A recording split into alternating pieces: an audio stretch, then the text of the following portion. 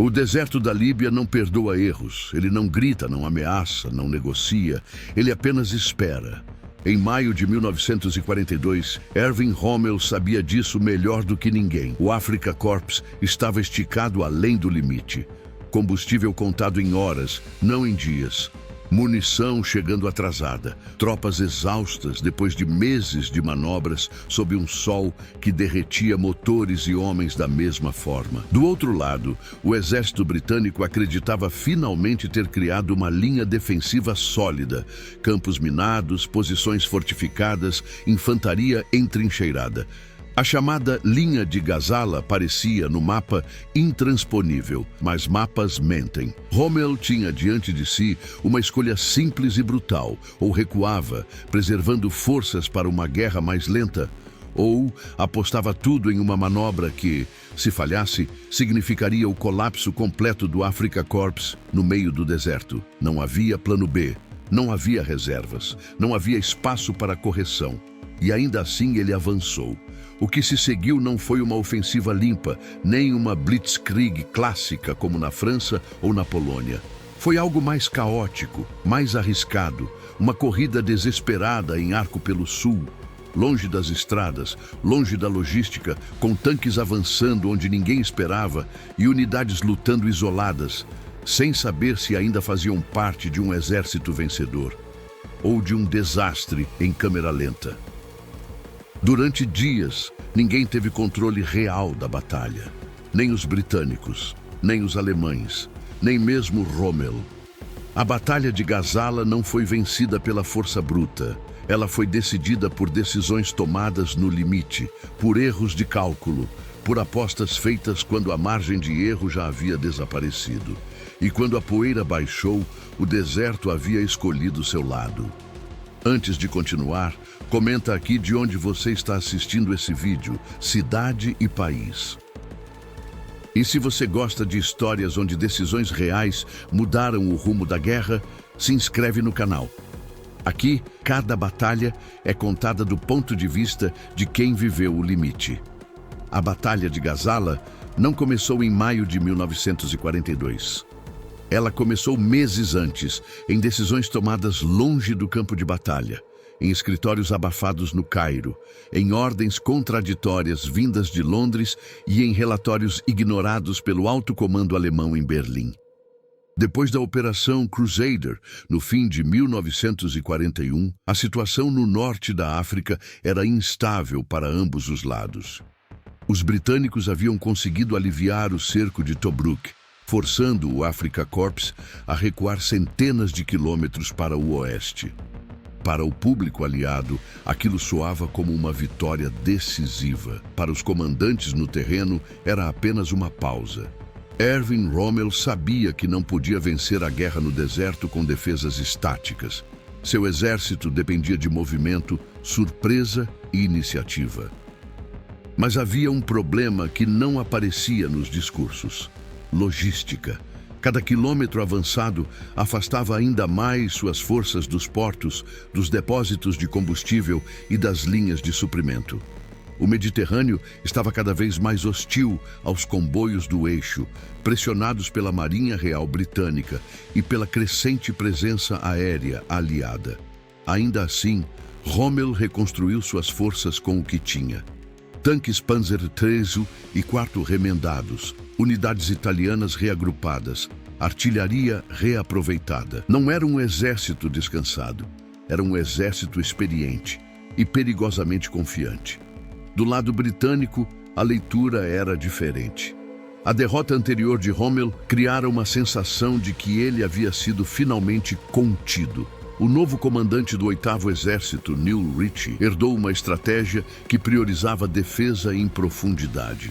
A chamada linha de Gazala não era uma trincheira contínua, mas uma série de caixas fortificadas, posições defensivas isoladas, cercadas por campos minados, cobrindo vastas extensões do deserto líbio até a costa do Mediterrâneo.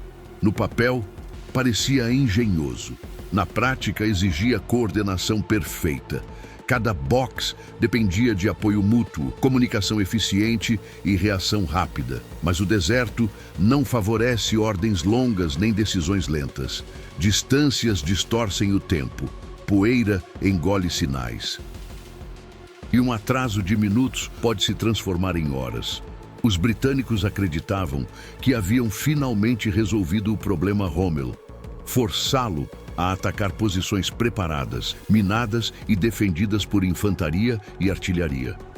Se ele avançasse de frente, sangraria. Se tentasse contornar, ficaria exposto. Essa confiança moldou todas as decisões que se seguiram. Enquanto isso, Rommel estudava o terreno de outra forma. Para ele, o flanco sul da linha de Gazala não era um obstáculo, era um convite. Uma vasta extensão de deserto considerada intransitável para grandes formações blindadas, poucas patrulhas, pouca vigilância, pouca imaginação por parte do inimigo. Era ali que a batalha seria decidida. Mas havia um custo oculto nessa visão. Para executar uma manobra profunda pelo sul, Rommel teria que arriscar tudo: combustível, coesão, comunicações e até a sobrevivência do próprio Afrika Korps. Se fosse detectado cedo demais, suas colunas de tanques poderiam ser cortadas do suprimento, isoladas e destruídas uma a uma. Os oficiais alemães sabiam disso. Alguns alertaram, outros hesitaram. Rommel ouviu e ignorou. Ele não estava jogando apenas contra os britânicos, estava jogando contra o tempo, contra a aritmética da logística e contra a própria natureza da guerra no deserto. Cada hora de avanço significava menos combustível para voltar. Cada quilômetro ganho reduzia a margem de erro. Do lado aliado, os sinais de alerta estavam lá.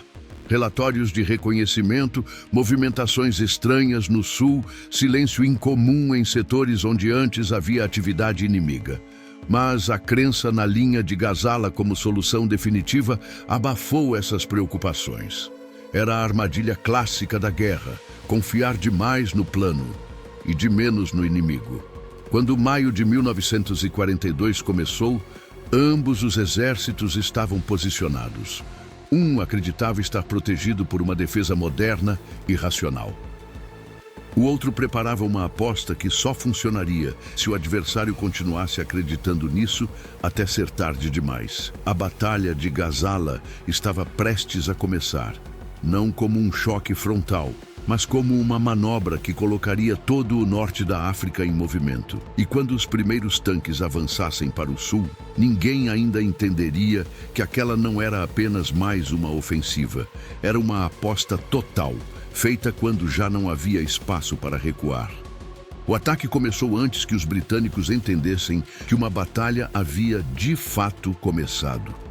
Na madrugada de 26 de maio de 1942, colunas do Afrika Korps deixaram suas posições em silêncio, avançando para o sul em um arco amplo e arriscado.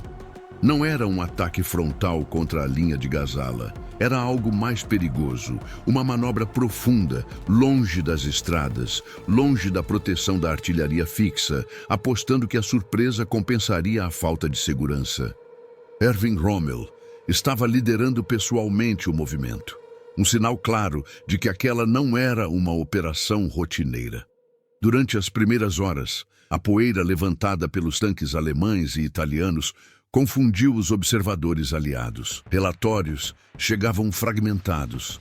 Movimento no sul, colunas inimigas fora do eixo esperado, contato perdido. Para o comando britânico, aquilo parecia um reconhecimento em força, não o eixo principal do ataque. A linha de Gazala, com suas caixas fortificadas, permanecia quieta. Essa quietude seria fatal. À medida que o sol subia, a dimensão da manobra começou a se revelar, tarde demais. As unidades blindadas do eixo avançaram para o norte e o leste, contornando os campos minados e aparecendo na retaguarda de posições consideradas seguras. O que havia sido planejado como uma defesa em profundidade tornou-se um conjunto de pontos isolados, incapazes de se apoiar mutuamente. A reação britânica foi lenta e descoordenada. Ordens conflitantes circulavam entre os quartéis generais. Alguns comandantes acreditavam que o ataque principal ainda viria pelo norte. Outros pediam contra-ataques imediatos no sul.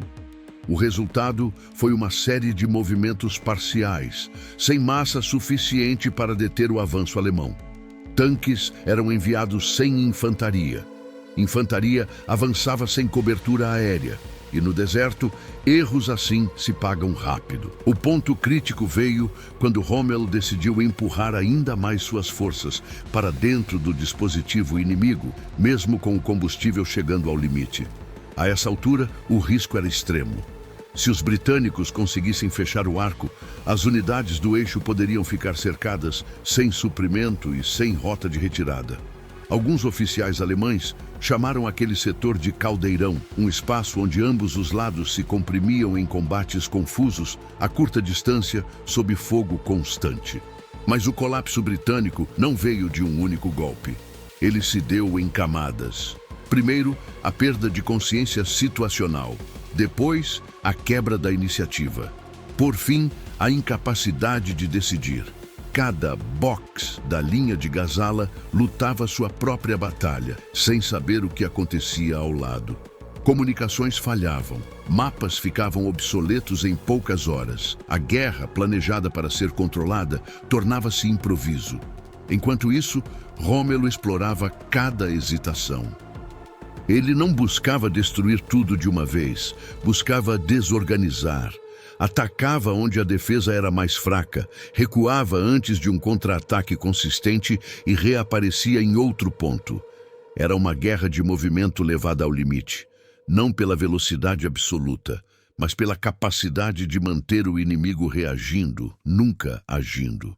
Ao fim dos primeiros dias, a linha de Gazala ainda existia no mapa. No terreno, porém, ela já estava quebrada. O exército britânico não havia sido derrotado formalmente, mas havia perdido algo essencial, o controle da batalha. E no deserto, perder o controle é o primeiro passo para a derrota. O colapso não era total, ainda. Mas a partir daquele momento, a iniciativa havia mudado de mãos. E Rommel sabia exatamente o que fazer com ela. No centro do deserto, longe de qualquer linha clara de frente, a batalha entrou em uma fase que nenhum dos dois lados havia planejado. O avanço inicial de Rommel havia funcionado, talvez até melhor do que o esperado. Mas agora vinha o preço da aposta. As colunas blindadas do eixo estavam profundamente inseridas no dispositivo britânico, com os flancos expostos e as linhas de suprimento perigosamente esticadas. O combustível, que já era escasso no início da ofensiva, tornava-se o fator decisivo. Havia unidades com autonomia para poucas horas de movimento. Outras aguardavam paradas, motores desligados sob o sol, economizando cada gota. Foi nesse momento que a ofensiva quase se transformou em desastre. Os britânicos, finalmente conscientes da gravidade da situação, tentaram reagir com força concentrada. Contra-ataques blindados foram lançados contra o chamado Caldeirão, a área onde forças alemãs e italianas haviam avançado além do esperado e agora lutavam cercadas em vários pontos.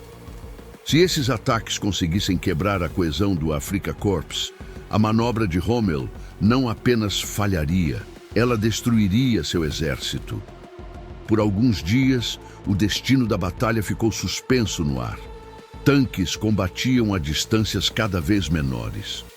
A artilharia disparava quase a queima-roupa. A poeira era tão densa que tripulações disparavam contra silhuetas mal definidas, sem saber se o alvo era inimigo, aliado ou apenas mais um fantasma do deserto. Era uma guerra brutal, desorganizada, onde o controle central praticamente desapareceu. Erwin Rommel estava no limite de sua própria aposta. Relatórios chegavam incompletos, unidades sumiam por horas. Em mais de um momento, ele esteve perigosamente próximo de perder toda a força móvel que lhe restava. Mas foi justamente aí que surgiu o ponto de virada. Não por superioridade material, mas por decisão. Rommel identificou um erro crítico britânico. Seus contra-ataques eram sucessivos, não simultâneos. Em vez de esmagar o caldeirão de uma vez, vinham em ondas separadas, permitindo que os alemães se reposicionassem, reagissem e concentrassem fogo localmente. Cada ataque britânico era forte demais para ser ignorado, mas fraco demais para ser decisivo. Explorando isso, Rommel fez algo que parecia irracional. Em vez de recuar para preservar forças, ele ordenou ataques limitados e precisos contra pontos-chave das defesas inimigas, especialmente posições de artilharia e centros de comando avançados. O objetivo não era destruir o inimigo por completo, mas quebrar sua capacidade de coordenação. Funcionou. À medida que os britânicos perdiam contato entre suas unidades, suas ações tornavam-se cada vez mais reativas. Avançavam para posições que já haviam sido abandonadas. Atacavam flancos que não existiam mais. Enquanto isso, pequenas vitórias táticas alemãs se acumulavam, criando a ilusão de controle em meio ao caos. O momento decisivo veio quando o Afrika Korps conseguiu reabrir, ainda que precariamente, suas linhas de suprimento. Comboios improvisados cruzaram o deserto sob risco constante, levando combustível e munição suficientes para manter os tanques em movimento. Não era uma solução confortável. Era apenas suficiente. Esse foi o instante em que a aposta de Rommel deixou de ser suicida e passou a ser viável. A partir dali, a batalha deixou de ser uma tentativa desesperada de sobrevivência e passou a ser uma exploração consciente da vantagem conquistada. O exército britânico ainda tinha forças, ainda tinha números, mas havia perdido o tempo da guerra. E no deserto, quem perde o tempo raramente recupera o controle. Quando o impensável deixou de ser apenas uma possibilidade e se tornou realidade, o destino da linha de Gazala já estava selado. No próximo estágio da batalha, não se trataria mais de manobras ou apostas, mas de ruptura total. Quando a batalha atingiu seu clímax, já não havia mais espaço para cautela, apenas para decisões finais.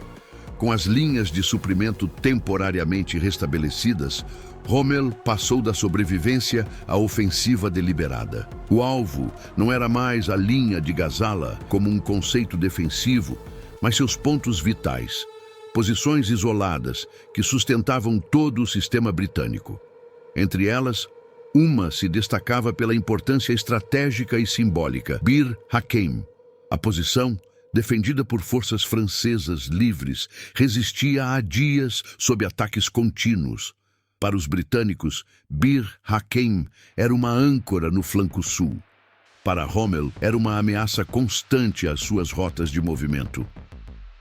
Enquanto aquela fortaleza improvisada resistisse, o risco de um contra-ataque bem-sucedido nunca desapareceria.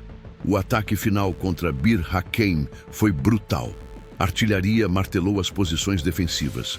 Stukas mergulharam repetidamente, lançando bombas em ataques precisos, levantando nuvens de poeira e fumaça que engoliam o terreno.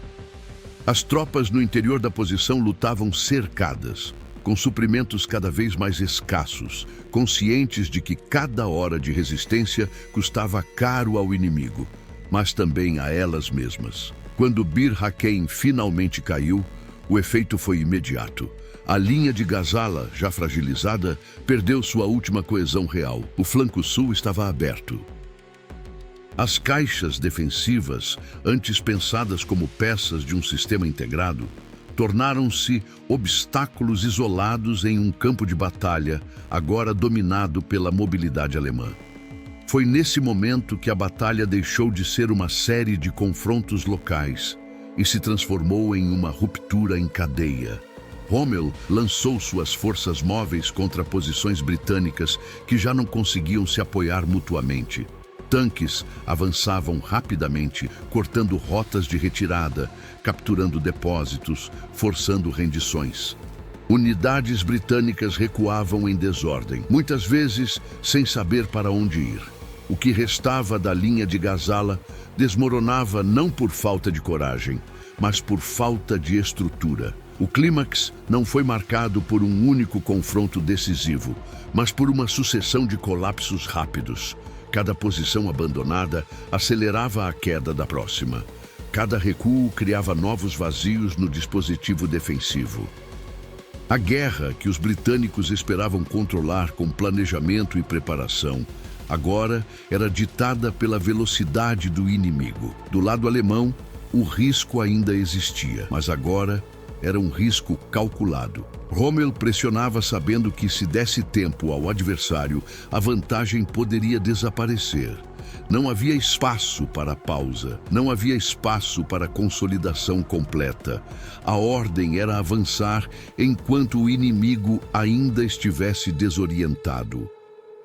No meio desse caos, homens lutavam sem a menor noção do panorama geral. Tripulações de tanques disparavam até a última munição.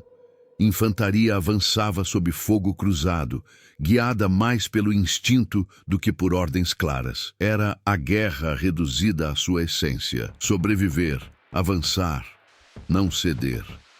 Quando a poeira começou a baixar, uma coisa estava clara: a linha de Gazala havia deixado de existir como sistema defensivo. O exército britânico não estava destruído, mas estava em retirada.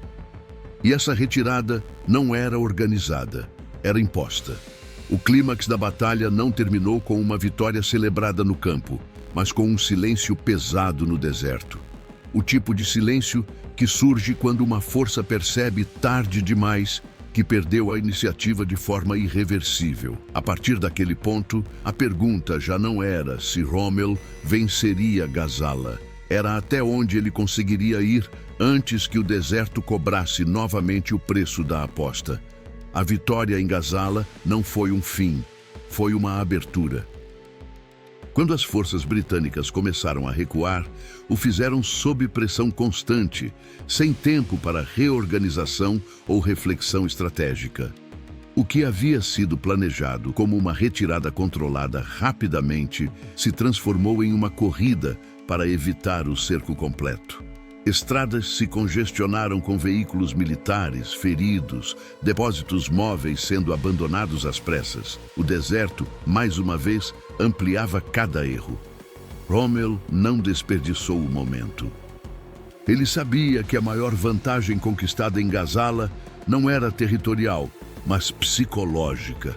O 8º Exército havia perdido a confiança na própria estrutura defensiva. Com isso em mente, Rommel manteve a pressão, avançando antes que os britânicos pudessem reconstruir uma linha coerente. Cada dia ganho era decisivo, cada hora de hesitação do inimigo, explorada. A consequência mais imediata foi Tobruk. A fortaleza, que havia resistido por meses no ano anterior, agora encontrava-se em uma situação completamente diferente. O colapso da linha de Gazala havia exposto suas defesas. Tropas cansadas, comando surpreendido e moral abalada, criaram o cenário perfeito para um ataque rápido e decisivo. Em junho de 1942, Tobruk caiu, desta vez não como um símbolo de resistência, mas como prova de que o equilíbrio no norte da África havia mudado drasticamente. A queda de Tobruk teve um impacto que ultrapassou o campo de batalha. Para os aliados, foi um choque político e moral. Para o eixo, uma vitória de propaganda enorme. Rommel foi promovido a marechal de campo, uma honra concedida no auge de sua campanha africana. Mas por trás das celebrações, a realidade permanecia implacável. A vitória em Gazala havia levado o Afrika Korps ao limite absoluto de suas capacidades. As mesmas características que haviam garantido o sucesso, movimento constante, risco extremo, avanço rápido, agora cobravam seu preço. As linhas de suprimento continuavam frágeis. O Mediterrâneo seguia hostil aos comboios do eixo. Cada quilômetro avançado em direção ao Egito tornava a logística ainda mais precária. A guerra, vencida pela audácia, exigiria agora algo diferente: sustentação. Do lado britânico, Gazala foi uma lição dura, mas necessária. A derrota expôs falhas de comando, comunicação e doutrina. A ideia de que sistemas defensivos complexos poderiam compensar a falta de iniciativa caiu por terra. Mudanças no comando se tornaram inevitáveis. A preparação para uma defesa mais coesa e agressiva começou quase imediatamente, ainda que sob a pressão constante do avanço alemão. Ghazala, portanto, não decidiu a guerra no norte da África, mas redefiniu suas regras. Ela mostrou que, no deserto, a iniciativa vale mais do que a posição.